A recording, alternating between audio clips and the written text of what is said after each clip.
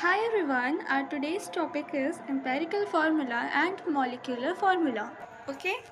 So सबसे पहले difference देखते हैं. बेसिकली हम empirical formula को सिंपलर फार्मूला कहते हैं एंड molecular formula को actual formula. I'll tell you why. So just for the example, glucose क्या होता है? C6H12O6, right? तो ये जो है ना, ये हम इसी को हम मॉलिकुलर फार्मूला बोलते हैं because this is the actual formula of glucose. But हम इसे सिंप्लीफाई कर सकते हैं, राइट? यू कैन सी 6 है, कार्बन के साथ 6 है, हाइड्रोजन के साथ 12 है which is also multiple of 6, and ओ के साथ 6 है. अगर हम तीनों को 6 से डिवाइड कर दें तो क्या आ जाएगा?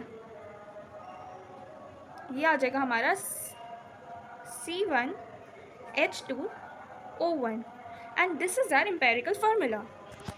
This is the simplified version of glucose. ठीक है, आई होप दैट्स क्लियर. हम एक क्वेश्चन देखेंगे, फिर इससे ही पूरा टॉपिक क्लियर हो जाएगा. एंड द क्वेश्चन सेज कि एक हाइड्रोजन गैस है जिसमें सिर्फ कार्बन और हाइड्रोजन है, सॉरी एक वेल्डिंग फ्यूल गैस है जिसमें कि सिर्फ कार्बन और हाइड्रोजन है. और जब हम उसका एक छोटा सा पार्ट बर्न करते हैं ऑक्सीजन के प्रेजेंस में, तो उससे हमें 3.38 ग्राम्स CO2 मिलता है एंड 0.69 ग्राम्स वाटर मिलता है और कोई प्रोडक्ट नहीं. फिर हमें बता रखा उसका वॉल्यूम एट STP, उसका जो वेट था वो था 11.6 ग्राम्स. हमें निकालना उसका empirical formula, molecular mass and molecular formula. Okay, so let's do the question. तो हमें क्वेश्चन में कहा था कि एक वेल्डिंग गैस है जिसको अगर हम बर्न करते हैं तो हमारे पास CO2 आता है प्लस H2O. जो CO2 का अमाउंट था वो था 3.38 ग्राम्स एंड H2O का जो अमाउंट था वो था 0.69 ग्राम्स, राइट? अब अगर हम देखें तो CO2 का मोलर मास क्या होता है? C का होता है 12 एंड O का होता है 16. 16 इंटू 2 इज 32. तो टोटल हमारे पास आ गया 44 ग्राम्स. CO2 में 12 ग्राम्स कार्बन होता है, कार्बन का 12 होता है, राइट? तो 1 ग्राम CO2 में 12/44 ग्राम्स कार्बन होता है. देयरफॉर 3.38 ग्राम्स CO2 में हमारे पास कितना ग्राम्स कार्बन होगा? तो 12.44 इंटू 3.38 ग्राम कार्बन होगा. बिकॉज जो वेल्डिंग गैस है उसमें तो सिर्फ कार्बन है एंड हाइड्रोजन है, तो कार्बन हमें CO2 से पता चल जाएगा एंड हाइड्रोजन हमें H2O से पता चल जाएगा. और जब हम इसको सिंप्लीफाई करेंगे तो हमारे पास आएगा 0.9218 ग्राम कार्बन. ठीक है, तो ये हमारा हो गया एक पार्ट. मतलब नेक्स्ट है वाटर, H2O. H का 1 होता है, 1 into 2 is 2 and oxygen is 16, तो 16 plus 2 is 18. Therefore 18 grams of H2O has 2 gram of hydrogen, है ना? तो 1 gram of H2O will have 2/18 gram of hydrogen and therefore 0.69 gram of H2O will have 2/18 into 0.69 gram of hydrogen. ठीक है, जब हम इसको simplify करेंगे तो हमारा आंसर आएगा 0.0766 ग्राम ऑफ हाइड्रोजन. तो अब हम इसे टोटल निकाल सकते हैं, तो हमारे पास टोटल बिल्डिंग गैस जो आएगी that will be 0.9218 plus 0.0766 which is equal to 0.9985 grams. ठीक है, अब हम इसे मास परसेंट निकाल सकते हैं. तो मास percent of carbon and mass percent of hydrogen. तो इसका क्या होता है? Given mass upon total mass into 100. Carbon का तो हमारा गिवन मास कितना था? 0.9218 अपॉन टोटल मास है 0.9985 इंटू 100. ऐसे ही हाइड्रोजन का गिवन मास कितना था? ये जो हमने निकाला है अपॉन मोलर मास कितना है, सॉरी टोटल मास 0.9985 इंटू 100.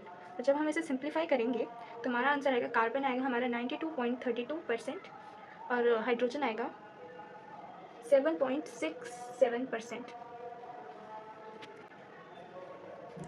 अब जो हम इसका एम्पेरिकल फॉर्मूला निकाल सकते हैं कि हमारे पास मास परसेंट आ गया, तो एम्पेरिकल फॉर्मूला निकालने के लिए हम एक टेबल बनाएंगे.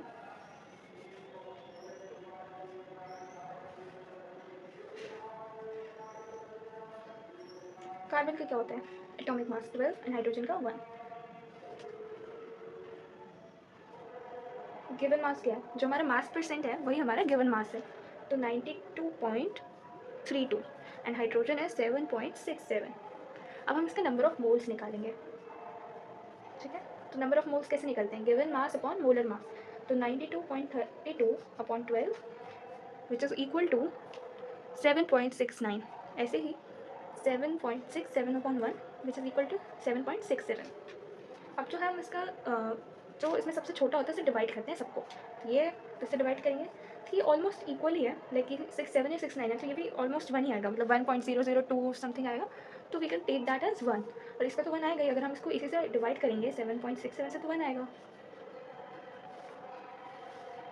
अब ये ऑलरेडी सिंपल रेशियो में है, तो हमें और कुछ करने की ज़रूरत नहीं है, तो हमारा एम्पेरिकल फार्मूला आ जाएगा C1H1। तो अब अगर हम एम्पेरिकल फार्मूला का मास निकालेंगे, एम्पेरिकल मास, तो आएगा इसका कितना है 12, इसका प्लस कितना है 1, तो कितना आ जाएगा 13 ग्राम्स। अब हमें गिवन था कि अब हमें एक और फार्मूला पता है कि number of moles is equal to volume at STP upon 22.4 litres. ठीक है, इस हमें नंबर ऑफ मोल्स, हमें वॉल्यूम पता है कितनी है, दैट इज़ 10, एंड इससे डिवाइड करेंगे तो हमारे पास नंबर ऑफ मोल्स आ जाएगा, तो हमारे नंबर ऑफ मोल्स आ गए 0.446 मोल्स। अब हमें मतलब मास चाहिए, मतलब वो हमारा मॉलिक्यूलर मास होगा, अगर हम इससे मास निकालें तो हमें एक और फार्मूला पता है नंबर ऑफ मोल्स का, which is given mass upon molar mass. Number of moles हमने निकाल लिए, गिवन मास हमें बता रखा है 11.6, हमें मोलर मास निकालना है, which will be our molecular मास।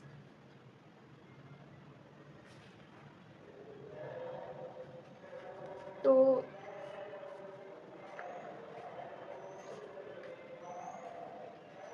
ये हमारा आ जाएगा 26 ग्राम पर मोल, ये आ गया हमारा मॉलिक्यूलर मास। अब हमारे पास मॉलिक्यूलर मास भी है, एम्पेरिकल मास भी है, हमें मॉलिक्यूलर फार्मूला निकालना है, तो एक फार्मूला होता है which is molecular mass is equal to n into empirical mass. हमें ये भी पता है हमें n निकालना है, तो n is equal to molecular mass upon empirical mass. Molecular mass है 26 अपॉन एम्पेरिकल मास है 13, एंड 13 2 + 26, जो हमारा n की वैल्यू आ गई 2। तो अगर हम एम्पेरिकल मास को 2 से मल्टीप्लाई कर दें तो हमारा उससे मॉलिक्यूलर मास आ जाएगा, तो एम्पेरिकल मास था CH, इसको अगर हम 2 से मल्टीप्लाई करें तो C2H2, ये आ गया हमारा molecular formula. I hope that's clear and तुम भी समझ आ गया होगा, and please remember this question is very important from exam point of view. So at last, thanks for watching.